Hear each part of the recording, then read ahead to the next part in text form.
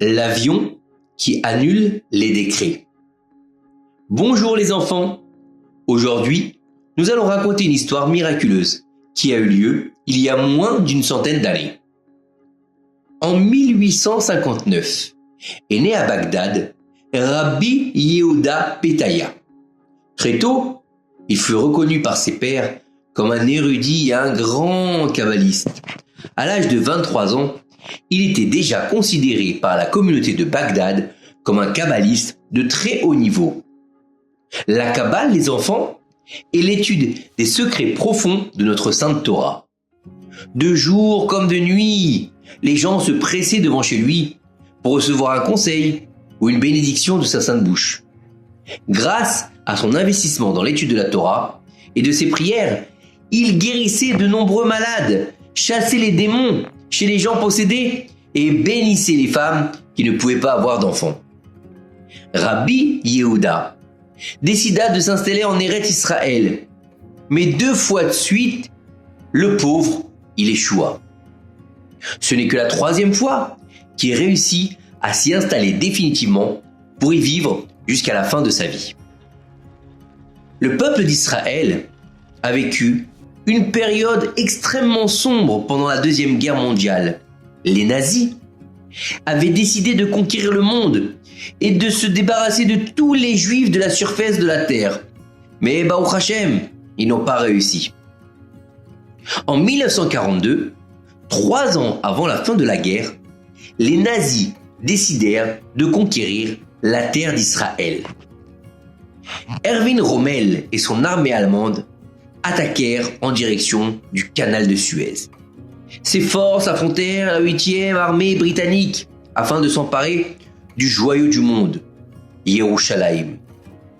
Comme leurs prédécesseurs, les Allemands savaient que celui qui détient Jérusalem possède le monde.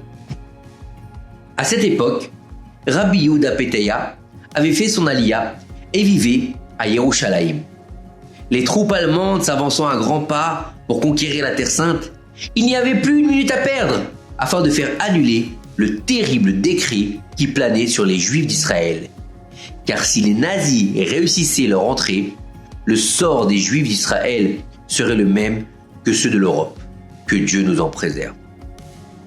Après avoir eu une révélation prophétique dans un rêve, Rabbi Yehuda envoya des grands rabbins prier dans différents endroits de la terre d'Israël. Il envoya aussi un grand rave sur la tombe du Abir Yaakov pour lui demander d'intercéder auprès d'Hachem Yitbarach afin d'annuler le décret de mort sur la terre d'Israël. En arrivant devant la sépulture, le rave commença à prier de tout son cœur, sans relâche, en faisant des prières spéciales jour et nuit.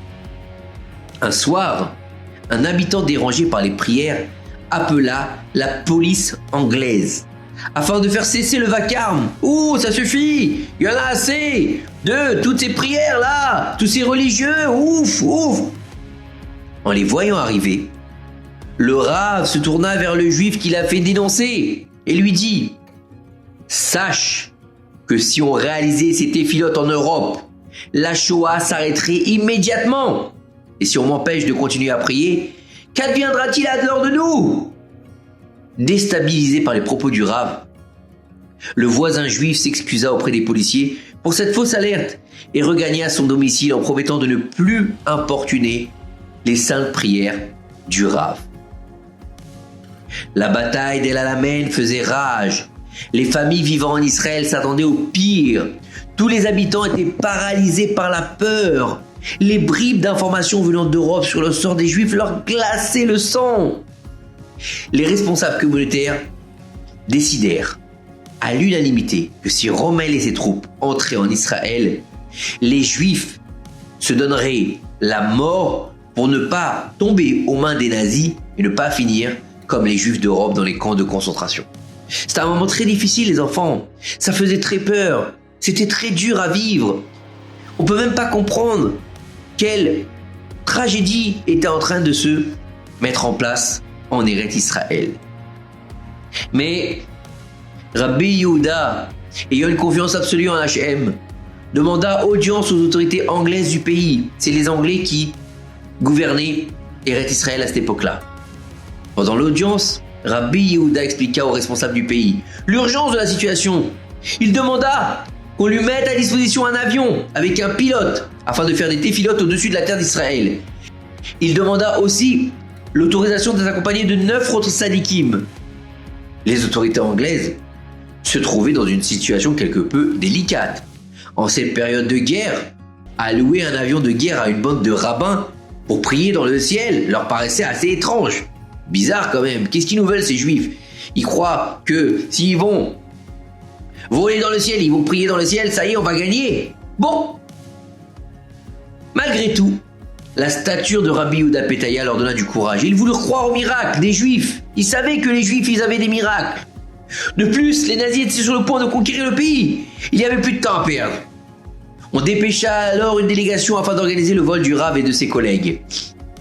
10 tzadikim prirent place dans l'avion de l'armée anglaise, avec dans leurs bras des poulets, afin de réaliser le rituel des caparotes au-dessus de la terre d'Israël. Rabbi Yehuda demanda au pilote de faire 7 fois le tour d'Israël pour réveiller les 7 bergers du peuple d'Israël, Abraham, Yitzhak, Yaakov, Moshe, Aaron, Yosef et David, afin de les aider à annuler le décret de mort sur le peuple d'Israël, sur tout le peuple juif. Après maintes prières, incantations kabbalistiques, caparotes, supplications, pleurs, Rabbi Yehuda demanda alors au pilote de regagner la terre ferme. À Athènes, Rof et ses hommes attendaient le signal de départ pour appliquer la solution finale sur les 500 000 juifs installés en Palestine de l'époque.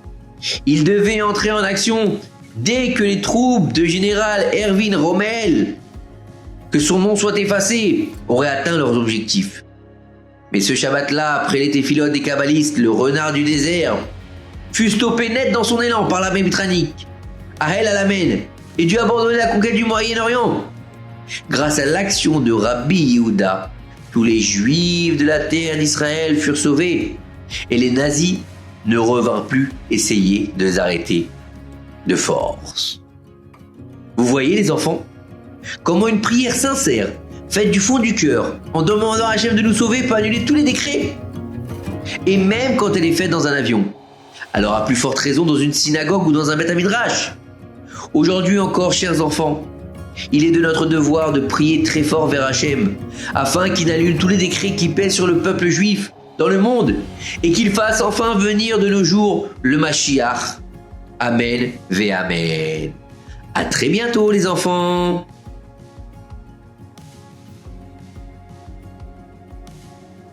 Maintenant, chers enfants, il est temps de faire Shema Israël tous ensemble. Shema Israël, Adonai Eloheinu, Adonai Echad. Bonne nuit les enfants.